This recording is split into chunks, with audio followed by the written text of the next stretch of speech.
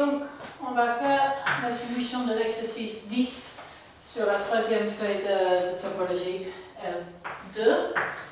Ok, donc on a deux fonctions f et g qui partent de S et qui arrivent dans Rn, qui sont uniformément continues, et je veux montrer que la somme est uniformément continue. Ok, donc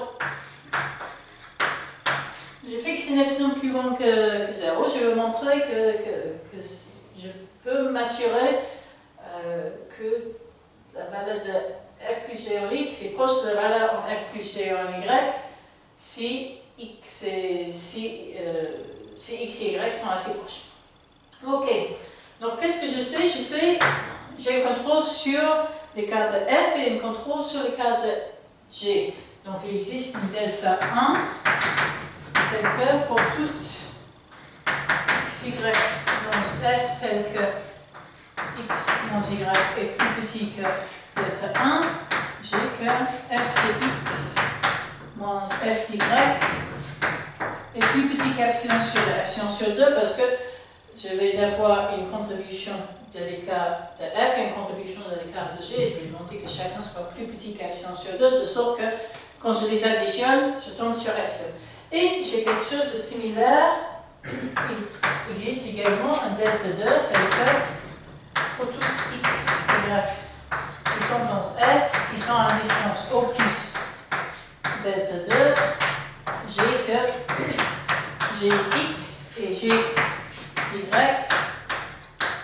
sont proches. Ok, et maintenant j'aimerais bien savoir que f de x plus gx soit proche de f d'y plus gy.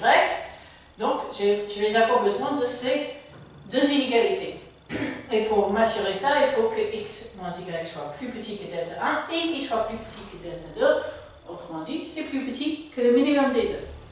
Donc, je vais poser delta qui est le minimum de delta 1 et delta 2. Et j'ai donc que pour toute x, y dans S, telle que la distance entre x et y est plus petit que delta, je vais regarder l'écart entre f plus g de x moins f plus g d'y, ce qui, par l'inégalité triangulaire, je sais est plus petit que f de x moins f d'y plus g de x moins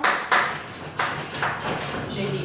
Et ça, puisque je suis x et y sont écartés de plus delta, donc la distance entre les deux est en dessous de delta 1 et en dessous de delta 2, ça c'est plus petit qu'à epsilon sur 2, plus epsilon sur 2, ce qui est epsilon, et ça c'est ce que je voulais, parce que ce que je dis c'est que pour n'importe quel epsilon, il existe un écartement delta, tel que si x et y sont plus proches que delta, alors f de x, f plus g évalué en x et f plus g évalué en y sont plus proches que epsilon. Ok, ensuite, on me demande la même chose pour le produit. Et là, la réponse est non, et on peut voir que c'est non en regardant la fonction uniformément continue le plus basique qui soit, qui est h de x qui est égal à x carré, qui lui est non uniformément continu, ça on avait vu en cours, mais je peux le faire comme un produit de deux fonctions x, et la fonction x s'envoie sur x est uniformément continue. Ok? Donc là, j'ai un exemple de deux fonctions uniformément continues, donc le produit est non uniformément continu. Ensuite, je vais poser grand F qui est égal à h composé avec f, avec h et f qui sont tous deux uniformément continus. Et c'est pareil, je vais montrer que je peux contrôler l'écart entre f de x et f d'y, grand f de x fois grand f d'y. Ok, donc, qu'est-ce que je sais? Je sais que pour tout epsilon positif, il existe un delta 1, je vais dire, tel que si j'ai, donc on va dire que f part de S, il arrive dans M pour un certain M, si j'ai x et y, pardon, dans T, qui est dans f de S, de R, P, dans T, j'ai que si X et Y sont à distance O plus delta 1, ça implique que h de X et h de Y est à distance O plus epsilon. Ok? Donc, si X et Y sont assez proches, alors h de X et h de Y sont assez proches aussi. Maintenant,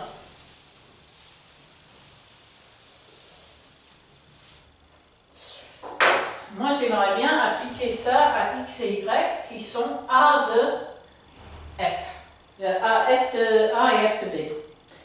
Et donc, pour que ça fonctionne, il va falloir être sûr que f de A et f de B sont à distance O plus delta 1. Donc, ce que je sais, c'est qu'il existe une delta 2, telle que si A et B sont dans S et la distance entre A moins B est plus petite que delta 2, alors la distance entre f de A et f de B est plus petite que delta 1, et ça, en appliquant ce que je viens de voir, implique en particulier que h de f de A moins h de f de B est plus petit que epsilon, et ça c'est exactement la même chose que dire que f de A moins f de B plus petit que epsilon, et donc j'en déduis que f est uniformément